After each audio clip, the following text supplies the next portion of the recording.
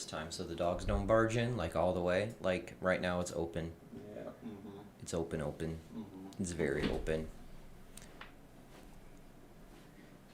It's more open than my therapist to my problems. Do you see a therapist? No. Do you think I should? Hashtag mental health. Do you think Mental health matters. A lot of people are like, everybody should be seeing a therapist. It's not just for people with problems. Like, everybody should see a therapist. I would if I have the excess money, but right now I spent all my excess money on bullshittery. How expensive is a therapist? How much money does a therapist make? I'm gonna guess like you're probably paying $60 an hour. And then that's like a few Actually, sessions. that's a good question. Hey Google, how much does a therapist cost?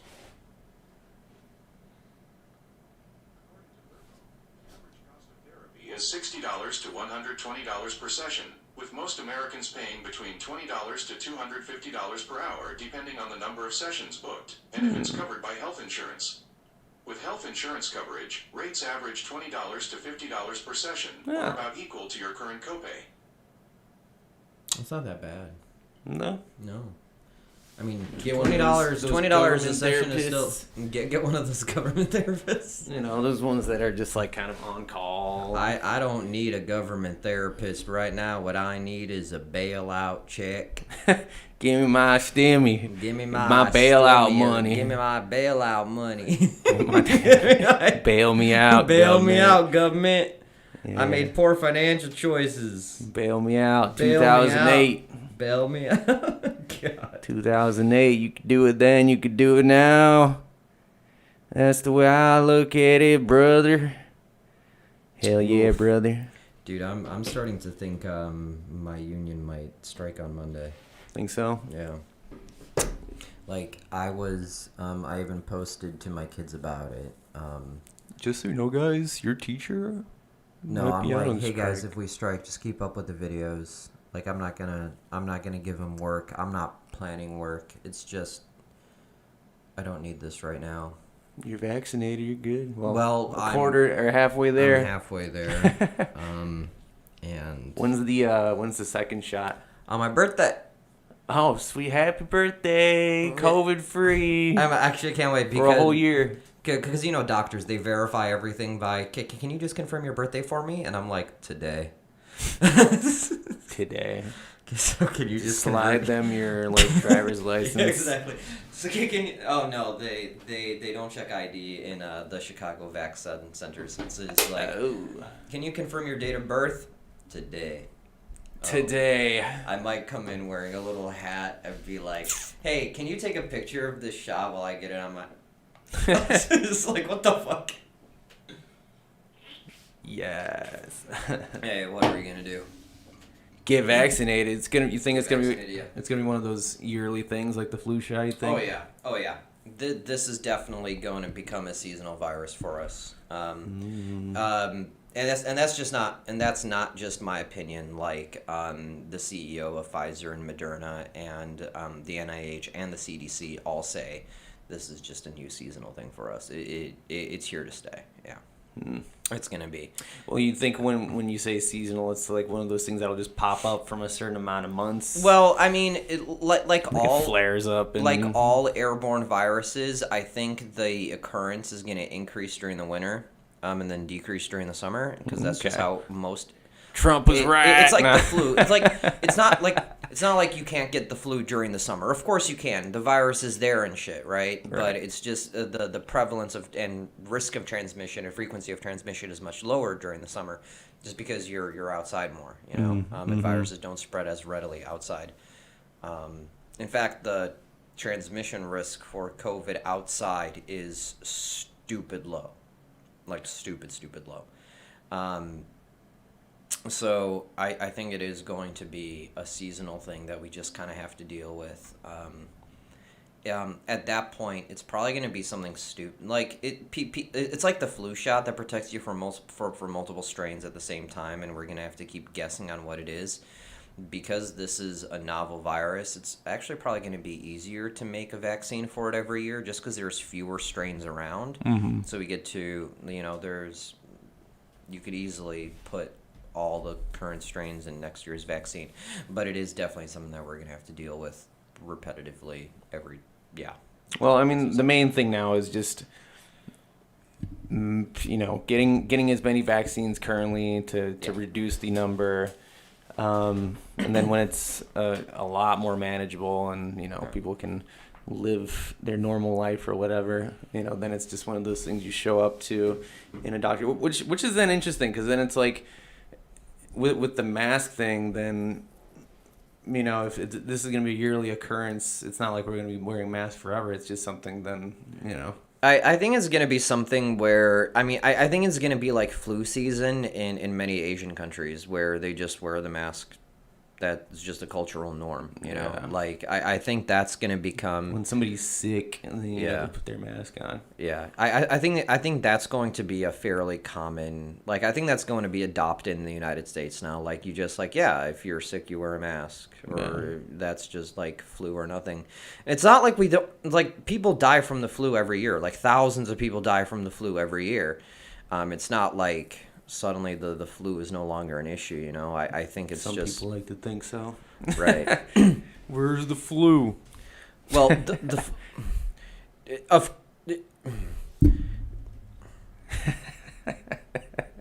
I don't know. Everybody's at home. Nobody's gathering. Nobody's going anywhere and meeting up in large numbers. So, of course, the spread rate of any virus is going to be down. Checkmate libs.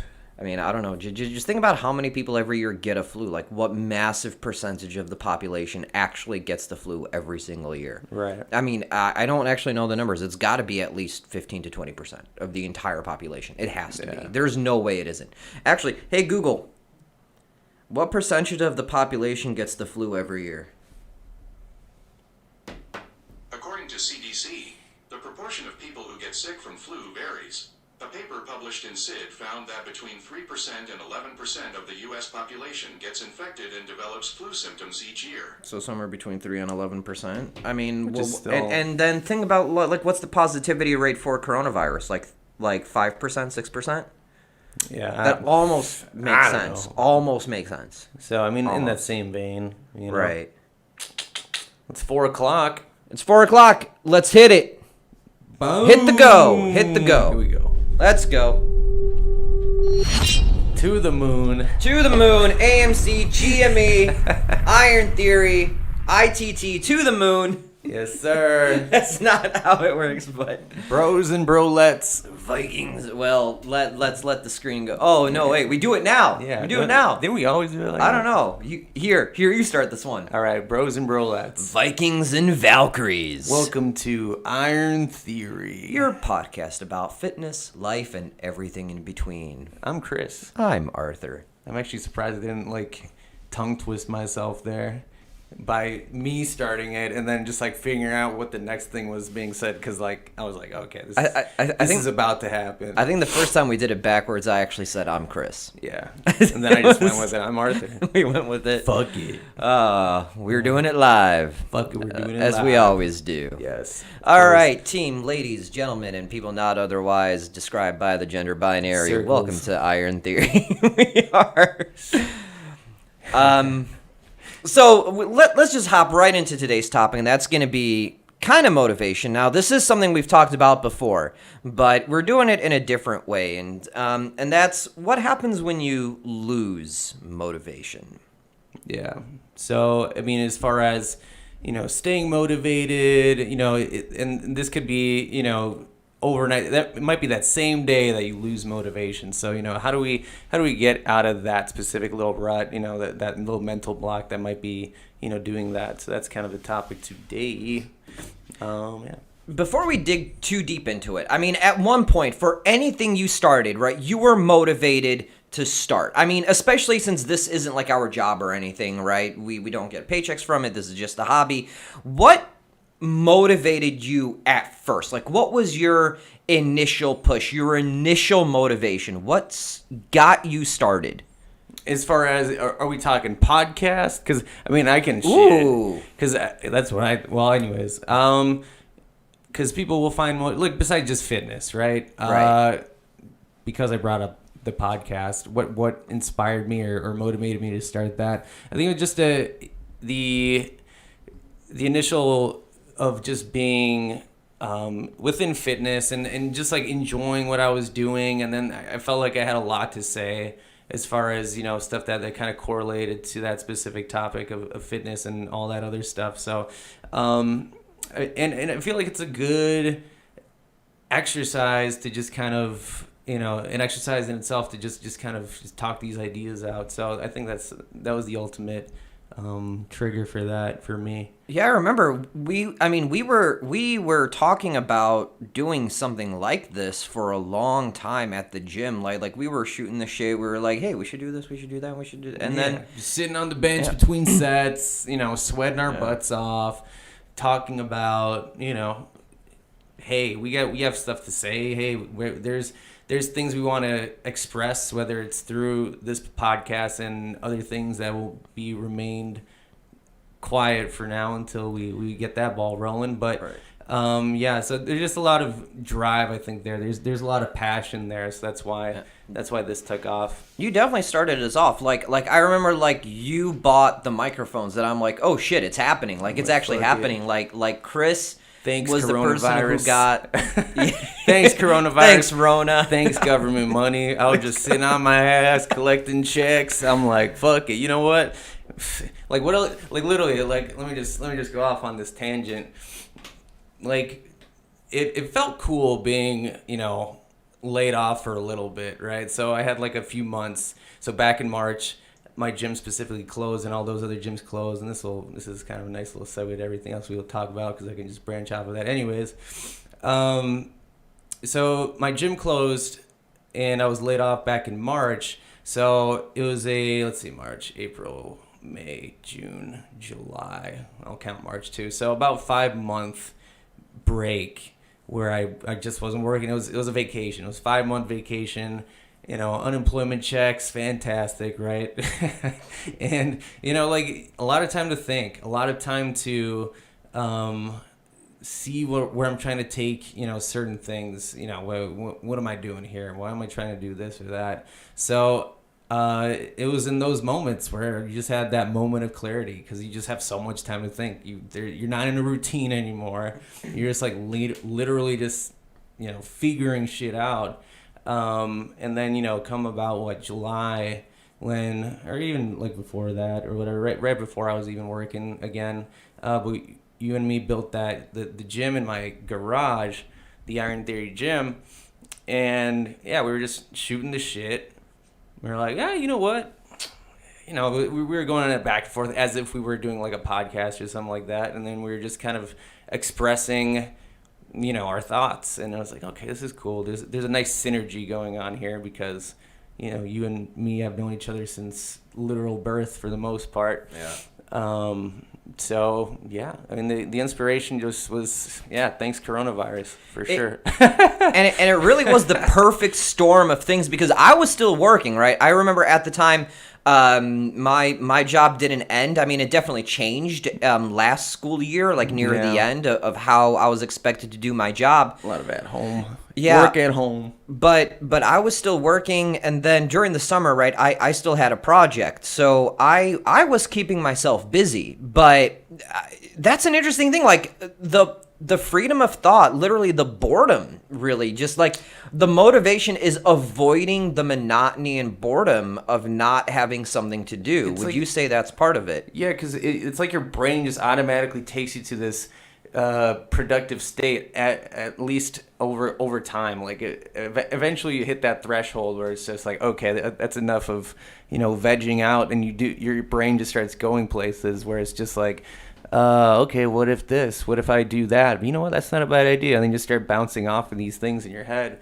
And then that's when I would, you know, have these inspirations in my brain, and just then, you know, going to you and be like, all right, let me just manifest this. Let me speak these words out and then make this real. You know, I think that you bring up a very interesting part of this conversation is that I don't think anybody actually enjoys having nothing to do. I don't think... I agree. Boredom is ire, right? I think most people really look for and need something to do. I think that's like the natural human condition is we need something to do. boredom's unhealthy, but people, they don't really sit in boredom. They look for stuff to do. It's almost like if I have nothing to do, it's almost anxious. Yeah. I wonder how much of how much of what we do is because of just like trying to avoid boredom. I think I would argue almost everything. I would say the reason we work, the reason we do so many things as society is honestly just we have this knack to just kind of keep driving forward this machine or whatever, to our brain essentially is that machine that we're just driving forward to stimulate in every which way. So I mean, that's shit, not to go too far off the deep end, but I feel like it's pretty relevant to the idea of motivation or finding motivation again, because I guess a good kind of thing to kind of mention, at least for me, as far as like finding motivation again, being in my job, I was very comfortable, and it was all cool. And then suddenly when this, this like, bam, it gets you out of this routine that you're used to. It might sometimes be that motivation that you need to, pick yourself up to do something you thought you might not be able to do, because you felt like you were just like, all right, we're good. We're just driving that. Actually, yeah, that's interesting. Like a sudden, unexpected break in routine became a motivating factor to just do something different. Break in the matrix, so to speak. That's interesting, because see, usually when we think about motivation, is all like, it's like we think about motivation being something that gets you started on something or keeps you going with something. But here, it's almost like you reversed it, right? It's not that you needed motivation to keep going. The break in what's keeping you going was the motivation. And it's not like we're not doing anything different, right? We're just doing extra. Yeah, exactly. We're just adding to what we already do. So, I mean, that was it as far as like, the inspiration, the motivation to just kind of try something new, stepping out of your comfort zone, when it comes down to something that you might want to achieve. Because a lot of people will lose motivation usually because of complacency. Usually they're, especially if we talk about fitness, people, they decide they want to lose weight, they decide they want to put on muscle or what have you, and, they start doing it, what they think is doing it, and they feel like they get stuck. And then at that point, that's when a lot of people will lose that drive or motivation to continue. So what has to happen then at that point? Then something has to, again, like break the monotony of what that might be. That might be switching your training program. That might be listening to a different perspective from somebody else that might, inspire you to re-up on what you might have been missing. Because like a lot of people will get comfortable in spinning their wheels, and they feel like eventually that's gonna manifest into what they think is their result. But the thing about spinning a wheel is you're just going to keep going around in that circle. So so then just having that break point where you cut that circle and then you get this pathway is the medicine there. And you make an interesting point, because we hear this mantra in fitness, right? Consistency is everything. Consistency is everything. Yeah. Just consistency and discipline. But when we say consistency, we mean in your dedication. So in what you're doing. Doing the same thing even when it's not working, that's not what we mean by being consistent or staying consistent, right? If you're doing something and you have a goal, let's say to gain muscle and lose weight, and something stops or is no longer successful, right? Consistency doesn't mean keep doing what you're doing. Right. Consistency means you're consistent with your goals, you're consistent in what you want to do, but maybe the way you're doing it just isn't working anymore, right? Your muscles adapted, your body adapted. We're a remarkable machine that sometimes works against us very quickly. Very quickly. So you need to adapt. You need to change the stimulus that you're giving your body. You need to do something different. Now, don't get me wrong. If you're at the tip top of a level, right? Seeing weights go up by like half a kilo or like 1 pound every month, that's normal, right? But so at that point, yes, consistency, stick with your programming and trust the system. But if you're a normal, like you and I, right? I mean, or probably a bit above average. Above average. A bit above average, but for us, if something's not working, it's not because we've literally exceeded the capacity of our body and we just need to trust the system. For us, it might be, oh, this just actually isn't working for me. Yeah, and I think that is for most cases the case where people will take that word consistency, but there's certain things within that consistency that maybe they shouldn't be consistent on, right? So maybe they are eating a specific kind of way and they just haven't fine-tuned their nutrition, or they're being consistently not in the gym. There's many ways you can use the example of consistency, but when it regards to fitness, consistency is going to be the thing that most people have to do. As far as that motivation or drive that we look for to be successful within whatever goal we kind of set out for ourselves, that's kind of where we have to kind of play around with, where it sometimes will take, like for me, maybe figuring out a new training program to get me remotivated again to if my body was getting used to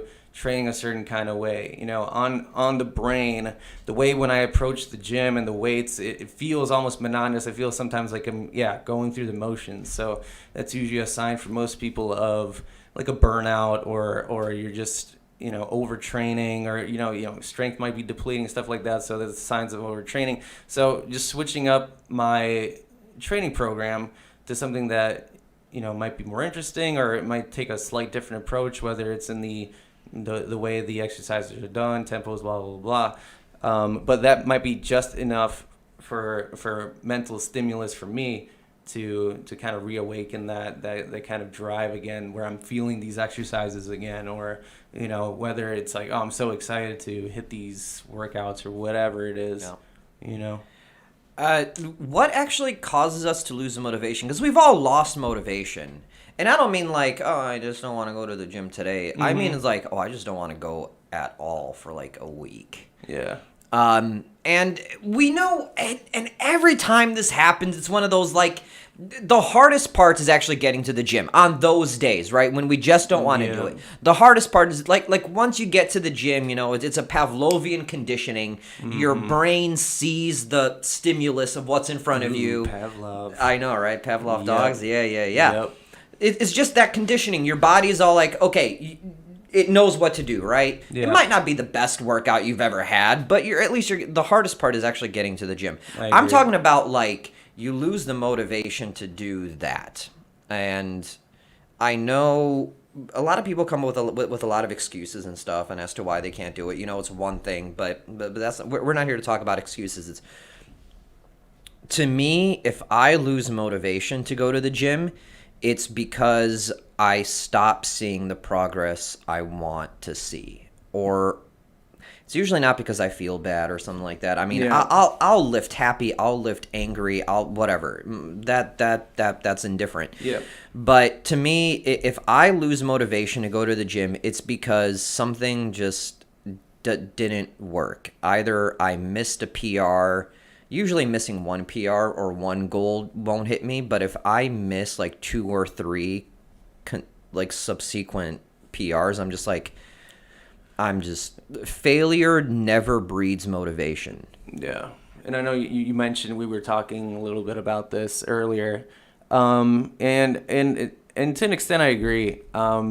Because you feel like again, it kind of reverts back to what I was saying, where people are, they might be consistent, but within that specific consistency, you're not seeing the desired result. So there has to be some kind of change, or ease off of something, or whatever it might be. But usually that's what it takes, this kind of realization, this thought that you have. It's like, well, okay, I'm my numbers aren't there, or whatever it is. You've haven't hit a PR or whatever, or when you did, amazing. And as athletes, we do want to be as perfect, as close to perfect as we can try to, imagine ourselves being, whether it's, hitting that PR or attaining, a specific kind of physique or whatever it is, So then the question is, how do we get out of it? So I guess that's something we're going to kind of elaborate on, kind of discover ourselves as we kind of talk this out right now. And it is, I mean, it's not just like in the gym or in our athletic life. I mean, I can go into some discussions on the results of like research that's been done in business, in psychology, in education. It's all like, how do you keep your employees motivated? How do you keep your students motivated? And failure, or pointing out failure, or like giving students zeros and stuff like that, research shows that negative or like the negative side of motivation, kind of like hey, you're doing bad, you need to do better, just doesn't work to motivate anybody. Don't get me wrong, right? There's probably that handful of people who are like, I don't care how many times this beats me down, I'm gonna keep going, I'll show you. Right. Sure. So I guess some people can be motivated by failure. Oh, Jesus, Lord Almighty Christ. We apologize to the individuals who listen to that part, who just got their speakers blown out by. We were talking about dogs not walking in, and then by Chris dropping the entire microphone stand that's clipped to the table. Yeah, it was a little loose, I guess. I Just, was fidgeting around with it a little earlier. Yeah. Yeah. Well, here's what happens when you do live podcasts, Fuck it, we'll edit it. It's fine. It will. There's gonna be a weird like. Can you check your volume level to make sure it didn't like change or anything? Test. Yeah, we're good. Okay. Dear God. Okay. Anywho, well, talk about a break in the Matrix, right? Yeah. Oh shit. Now what? Oh man, I'm woken up. So we were talking about like how failure doesn't motivate anybody, and like when I think about what makes me motivated to work out, it's actual successes. Like, oh my God, I hit that new PR, or hey, I hit this goal, or hey, that workout went very well. I hit all my sets and reps as I wanted. Everything is awesome. That's what motivates. Success breeds motivation. So I'm sure as a coach, like if somebody doesn't hit their goals, it's one of those like, hey, but look at how much progress you've made so far, right? Positive reinforcement breeds motivation, right? Right, exactly. So I think that's very important to remember. And when you lose motivation, we tend to focus on failures a lot, right? And that's easy in our human ape brain, right? In the moment, we focus so much on failures. Long term, we tend to remember successes and happy moments. Yeah. But short term, we have this obsession with fixating on failures. And it's very easy for me to lose motivation to train hard when after training hard, I didn't hit a goal. I mean, I'll just keep it real, as far as like, my own personal experiences with failure and, what that kind of feels like, to an individual, more specifically me. But, maybe people could relate, just being in school, sometimes you think you nail that test or, and it's one of those like make or break tests and you fuck up. And then you like knowing you did, you dwell on that for a while. You can't even like, study properly for another test or whatever it might be, because you're just like, shit, I really fucked up. So, I mean, just like you were saying, yeah, like dwelling on failure is not going to motivate me, at least as an individual. That's not something that necessarily motivates me. But what I learned through experiencing that, a bunch of times in my life, failure through whatever it might have been, is that, even though we do fail, we do eventually. It is a spectrum. So there are a lot. The idea is be more positive in those experiences than those negatives, right? So make sure you're net positive and not necessarily negative or succeeding and rather than failing. But there are lessons to be learned through failure, as I mentioned. Yeah, I mean failure sucks. what can I say? And then I'm trying to remember, like, anytime I lose motivation and then I regain it, kind of what brings me back to the gym. I remember, so right after Rona, we just started building the gym. This is before we even got the rack or anything. We had a barbell and weights, right? That's what we had. Need. And I remember coming in for just a workout for shits and giggles, because it's summer and there was nothing to do, right? Because and I was looking back on my Instagram literally 2 days ago, probably on Ambien, and I was watching a video of just like I posted like no squat rack, no problem, and I cleaned the weight and I started squatting it, yeah. and and it was only 135 pounds, but like, after 2-3 months of quarantining and not lifting, it felt heavy. And I was like, oh shit, I fucked up. Like, that's bad. But then we got the rack. And I'm like, okay, we're back. Let's do this. I'm like, we had the rack, and that itself was the success, that motivation to like, all right, we got a rack. Let's go. Let's start this. Right. And then things just weren't working out. And then I'm like, and what remotivated me to start working out again is I bought the log bar. Yeah. I mean, that's another glitch in the matrix, just because it's like, okay, Yeah. all this, and then suddenly fucking log bar in the gym there. So I mean, that like, just looking at it, using it, just all your senses, just kind of like figuring out what the fuck this thing was enough to like, oh shit, this is interesting or whatever. Yeah. Right? It's like a whole new thing to learn, and oh my god, that lift is complex. It is. Yeah. That lift, like, oh my god, it's like a 50-part lift. It is so complex, and there's so many things to learn how to do it. And it's just like practicing, mastering, do this, do that, work on this, work on that, what's the pull like? Where are your elbows? Just the clean, the press, the balance. Are you gonna split jerk it? Are you gonna push jerk it? Like, are you gonna power press? Like, how? Oh, so many different things. And it was just like, oh my god, I got so excited. Yeah, exactly. Right. Porque no los todos. Like, I wonder if, like, I'll find that strongman video we did with the conditioning day, where it was just a full day of just all that crap. And yeah, I mean, I'm not dogging that at all. Like, that was a good workout, as far as on my heart rate, because we were just doing it for like time and shit and distance and all that fun stuff. So plus, like, just heavy weights. It wasn't like, Taibo or some shit. I mean, it was we like, were it was like a 300-pound frame carry for quite a distance. Yeah, from like one end of the alley to the other. Yeah, it was insane. Yeah. And just that, like, it's little things. Motivation doesn't need to come from huge life-changing things, right? It could be something as simple as, like, okay, obviously, I do like working out. I obviously still have these goals to lose weight and get stronger, but I need something new, something different right now. And obviously, I love strongman. I love watching strongman. What is one of those pinnacle strongman things? Like the log press. Fuck it, let's learn it. Let's do it. So, of course, obviously, I was in a position where I could afford to, buy a log bar, and I'm very lucky with that.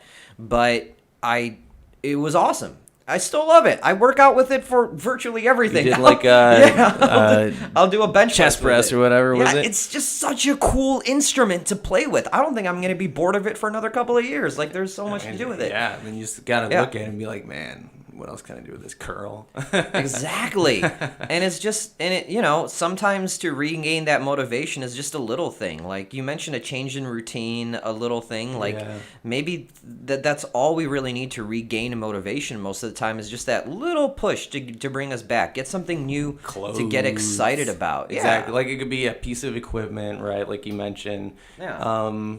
Just almost anything. It could literally be, you got a freaking car wash, so you want to drive your clean car to the gym or whatever. Like, it could be literally something as that, So I mean, again, it could be the smallest thing. Now, if we want long-term success, when it comes down to more specifically fitness, because for the most part this is a fitness podcast and everything in between, as we also talked about.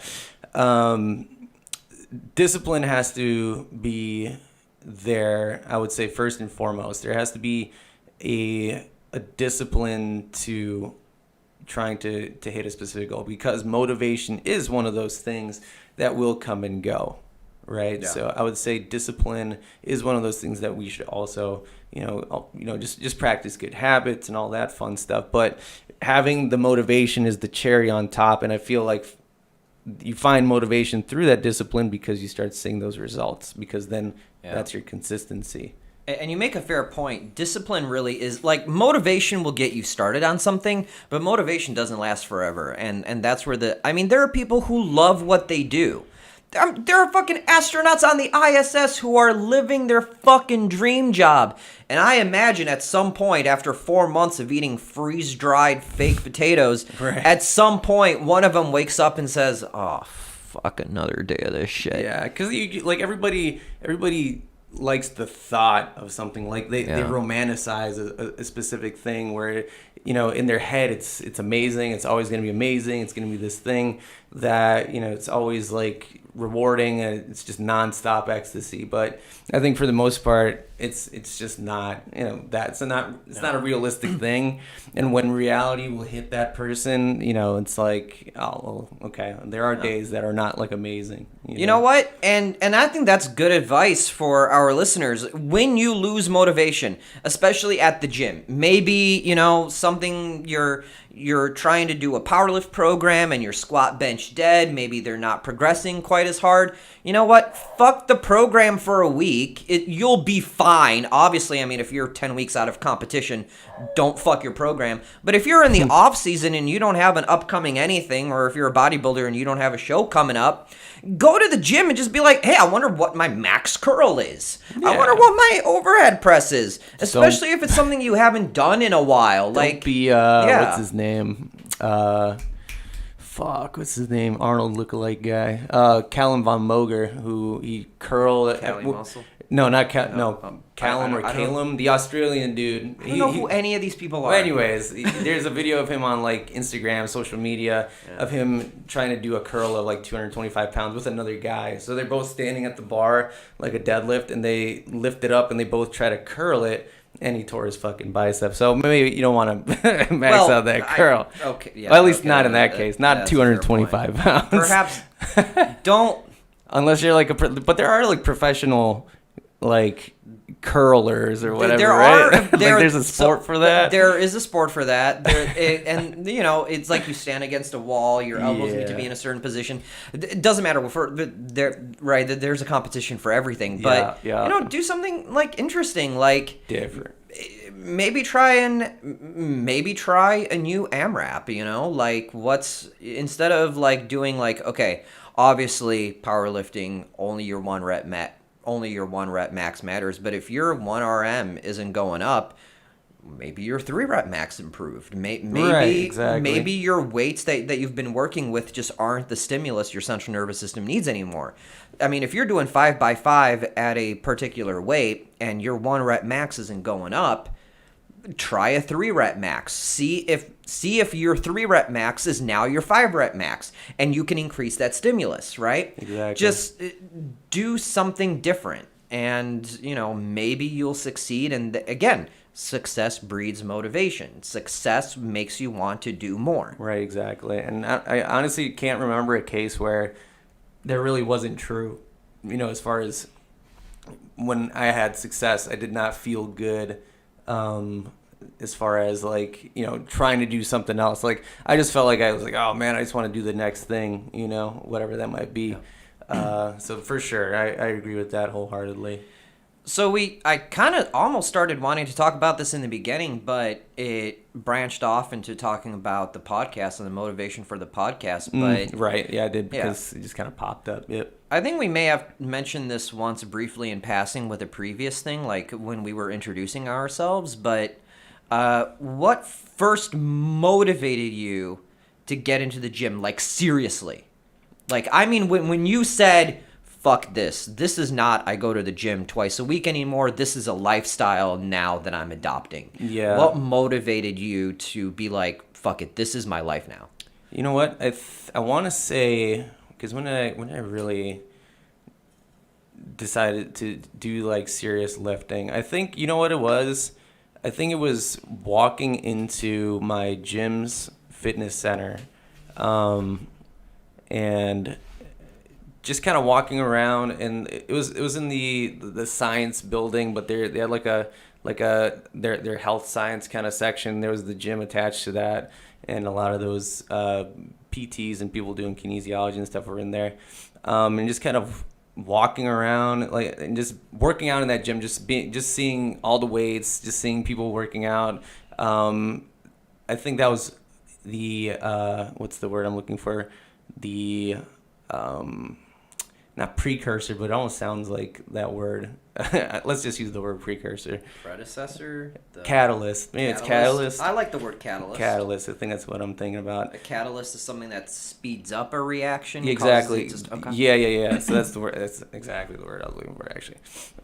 So it was a catalyst to just kind of like, oh man, okay. I did like a week of working out, and I was going to Planet Fitness before that too. So, and just, I guess, being impressed by certain people's physiques and things like that. It's like, man, it looks crazy. It's attainable, man. That would be awesome if I could look like that. The catalyst would have been, being in college on my spare time, going to the fitness center there and just kind of getting in a routine and just kind of going from there, and that was 2012, 2013. Yeah, it was something like it was that. a while back. We've been at this for a while. Yeah. For me, it was very different. I mean, I've always been chubby my entire life, so I've been like on and off trying to lose weight, like master yo-yo. I remember my first time was in like near the end of middle school, high school-ish. I actually got a gym membership, and and my mom paid for a personal trainer. I remember him. Big Z was his name, or Big D. It was either it was either Big D or Big Z. I don't know, whatever. But he was a big guy. Yeah, he was a big guy, strong dude. And I didn't know at the time. It was just like, oh, I just want to lose weight. And I did. I mean, I remember in high school, between my freshman and sophomore year, I lost like 50, 60 pounds. Yeah, I remember. I lost a fuck ton of weight that time, your junior year, I just remember seeing you. I was like, damn, you lost a lot of weight. I do remember that. Yeah, but then I got complacent. I had a girlfriend, and then the gym wasn't. I was playing World of Warcraft. Comfort, complacency breeds laziness. Spinning wheels. Yeah. And then I tried again after graduating from high school, right before college. You may remember I was making videos of like the 90-day challenge, trying to improve your self-development kind of thing right before starting college. Yeah, I remember that. And then I started feeling ankle pain right around that time, and it made stuff difficult, and it just wasn't working. And then turns out that ankle pain was cancer, so that kind of sucked. Gives you cancer. Yeah, I know, right? Ska gave me cancer. Long story behind that. So and during that time, man, like, people are like, oh, chemo makes you lose weight. No, I ballooned to like 300 pounds. Isn't that crazy how that, like, it's like sometimes an opposite effect? Yeah. I think it's just because, I'm a stress eater. I was going to say, like, I don't know the science, like, why that would be the case. Just load up on opiates and prescribed. Obviously, I'm not an opium addict. I was in a lot of physical fucking pain. All right, it was. Right. I had a tumor wrapped around my ankle, going all the way up to my knee. I had I had two on my spine, one on my rib, and a golf ball in my neck. Like, I was in fucking pain. All right, so But after all that, oh my God, I was like, 300 pounds. I couldn't really walk. It was a nightmare. And I think what really hit me, and I was probably with you or your brother, or maybe some of my other friends. I can't keep all interchangeable. Of you. Everybody's yeah. You're all important and special to me, but things. We were by the Adler Planetarium, just like walking around. I don't even know for what. And I slipped, and I couldn't get up. I don't remember being there for that. And it was just like, oh shit, I'm unhealthy. Like, I'm actually gonna die like this. And my initial motivator for fitness was, shit, if I don't, I'm actually literally gonna die. Brink of death. That Yeah. was the motivation. Like, I looked at the face of death and I'm like, there is no way. There's a family history of heart disease. Close that door, man. I'm dying like this right now. I mean, it was shit. I was, oh my God, I was pale and just morbidly, I mean, like 300 pounds at 5'3", like BMI off the fucking charts. It was fucking bad. I couldn't go up a flight of stairs without damn near dying. Like, it needed to end. What was the next step after that? Do you remember what like specifically, having those thoughts and being in that position? What was the all right, green light? I gotta go. I did the only thing I knew how to do, which was Planet Fitness and hop on the elliptical for 10 minutes until you die, and keep doing that until 10 minutes become 15 minutes, until 15 minutes becomes 20 minutes, until 20 minutes becomes 30 minutes, until I ran a half marathon. Right, exactly. Hey, man, I mean, burning calories, right? I mean, that's the name of the game for the most part. And then I don't think I got into like strength sports for years after that. Yeah. I mean, it was all weight loss until it was like weights here and there, maybe. Yeah. If I was in the gym or something like that. It might have been not until like, oh my God, 2016, maybe 2017, that it was definitely after I attempted that half marathon and I finished, but it's when I realized that my body's not built for this. I now was strength training on and off, and then, doing weights, but nothing serious, Nothing that, yeah. And then I think I just started watching videos, and I'm like, I bet I can do that. And Strongman was on television, and it was just one of those, like, obviously I was on fitness YouTube, so I started seeing recommendations for Mark Bell and Super Training, and the brothers whose channel name I never remember, and Furious Pete, and the Buff Dudes, and all those channels, and I'm like, I actually kind of like this. I like the idea of being strong. I felt weak for a very long time. I wonder what being strong feels like, and that's just what it was ever since. I think it's poetic, honestly. I think that's poetry in literal motion.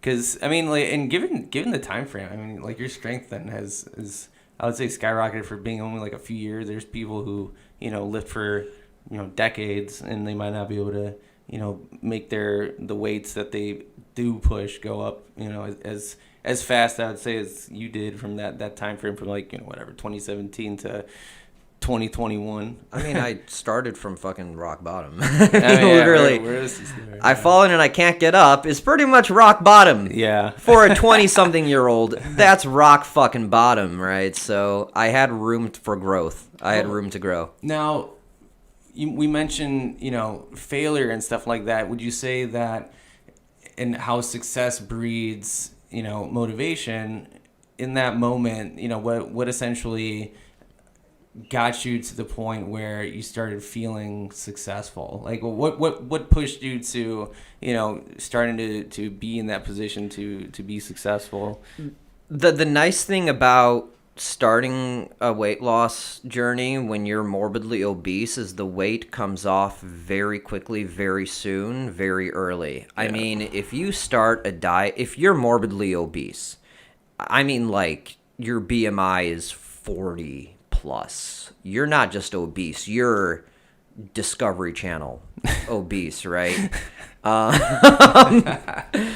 The weight starts to come off very quickly, and it's not abnormal at all to lose 10, 12, 15 pounds in your first week. Yeah, definitely. In your first week. Yep. And I remember I lost 10 pounds the first week, 10 pounds again the second week. The first 50 pounds came off in like a month and a half, right? That is very easy that slows down. Obviously, sure, because the more weight you lose, the harder it is to lose, right? Right. I mean, if you have like 120 pounds to lose, first 100 pounds is easy. Last 20 pounds, fucking impossible.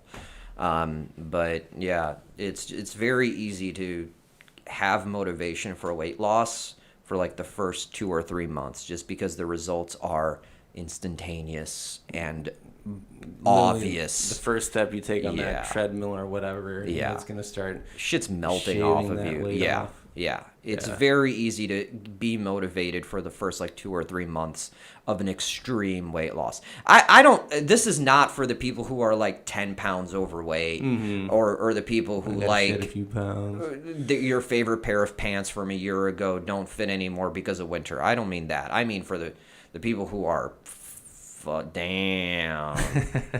The people who cannot comfortably sit on an airplane, the people who get kicked off of roller coasters because the seatbelt don't fit. Gabriel Iglesias. Yeah, exactly. Gabriel Those Iglesias. people. The weight loss comes very quick.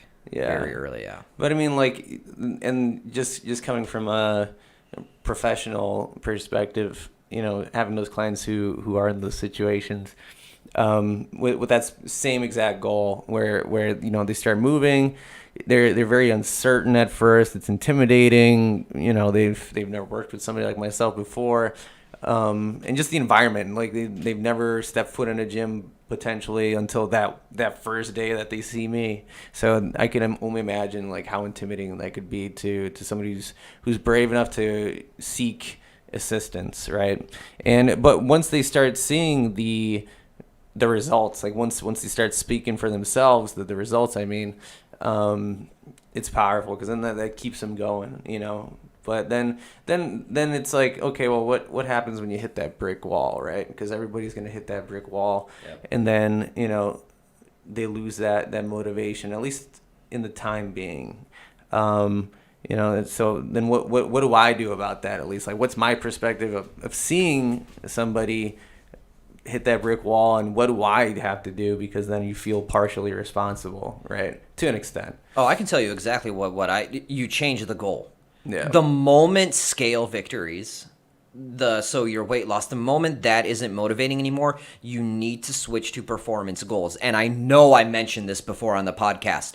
Once the weight loss slows down, you need a performance goal. Mm-hmm. So if you're losing weight and suddenly those numbers aren't changing anymore, your goal is no longer to lose 2 pounds. Your goal is now to run a 5K or run a 10K or bench 225 or I don't know. Your goals need to change and you need to start finding progress somewhere else. Because, again, it's success that breeds motivation. Mm-hmm. Motivation doesn't come first. Success, then motivation, then more success, then more motivation. That's the cycle you want. And the moment something slows down, and I can only speak to weight loss. I cannot speak to anything else here. The moment your weight loss slows down to the point where it's not fulfilling for you anymore, you need to put away that scale for 2-3 months, focus on a new goal that does give you satisfaction. And if you've been doing nothing but cardio, strength, newbie gains, beginner gains, comes just as quick as losing weight. Definitely. So that bench press that you're doing 135, you do it because your program or your trainer says to do it. Your new goal is 185. Keep going. 135, 145, 155, 160. Fuck.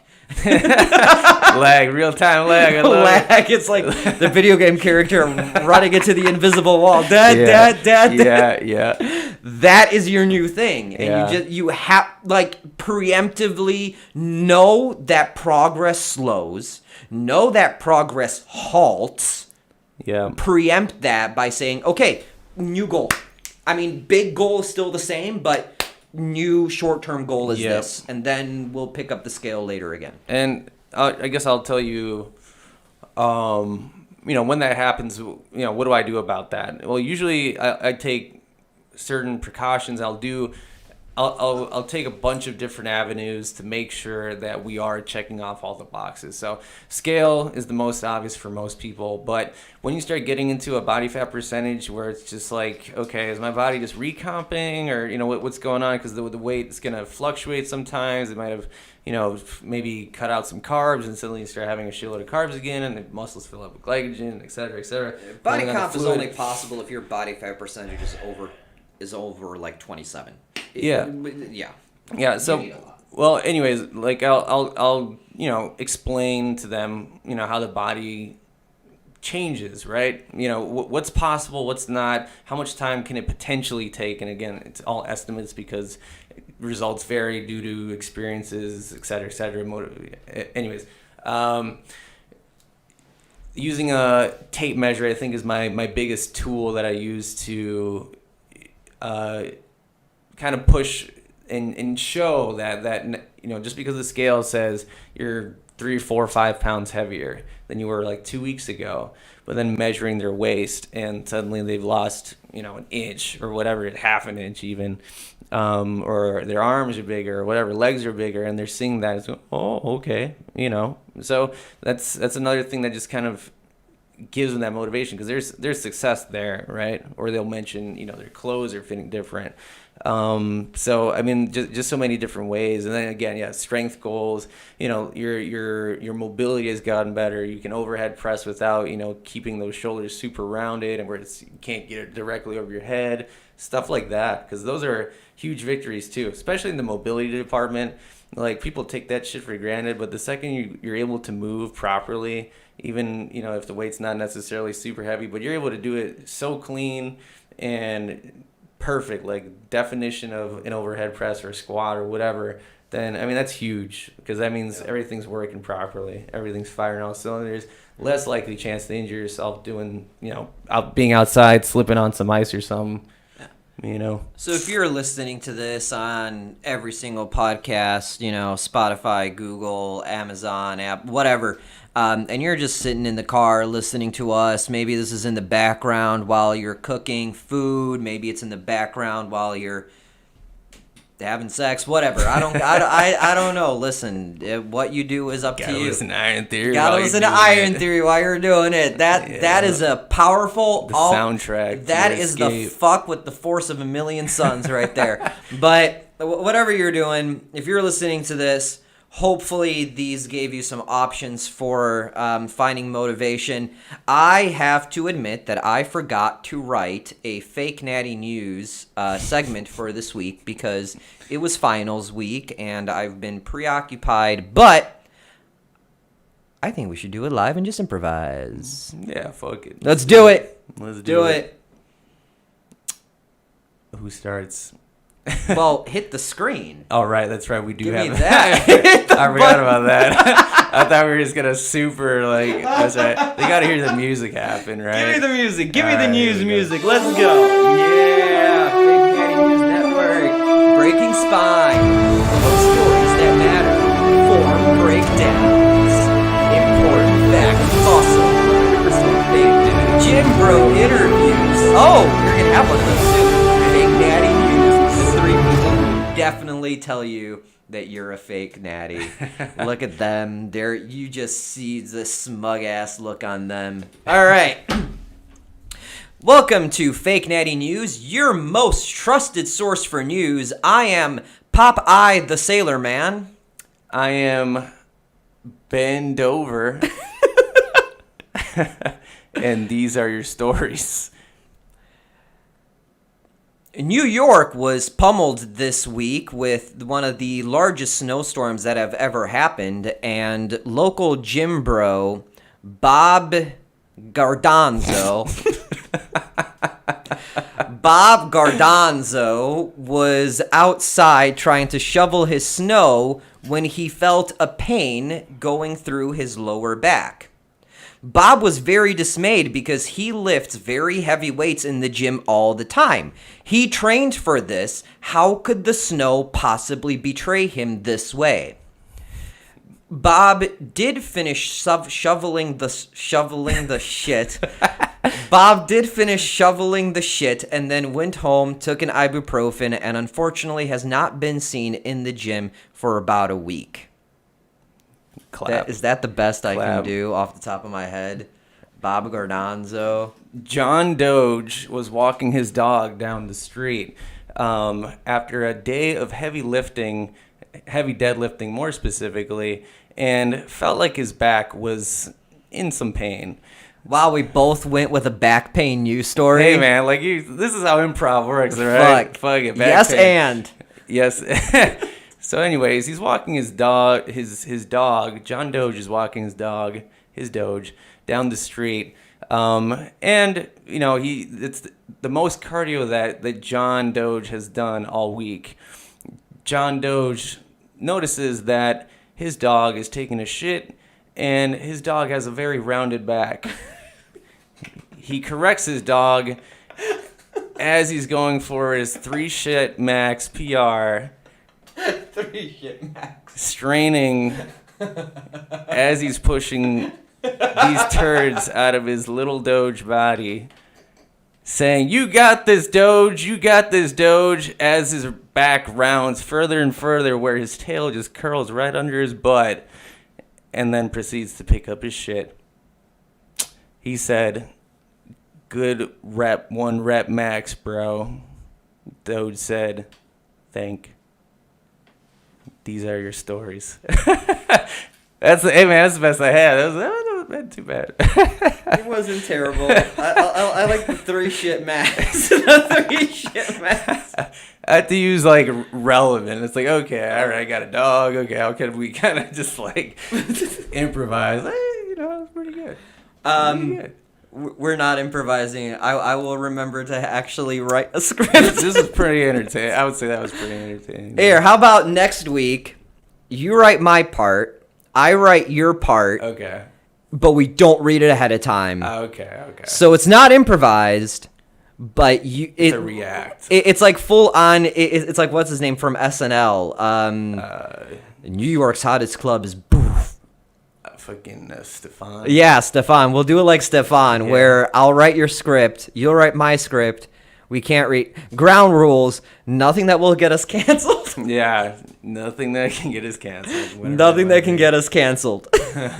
Fair enough. All right. Okay, I like. That's the end of the podcast. I'm not ranting.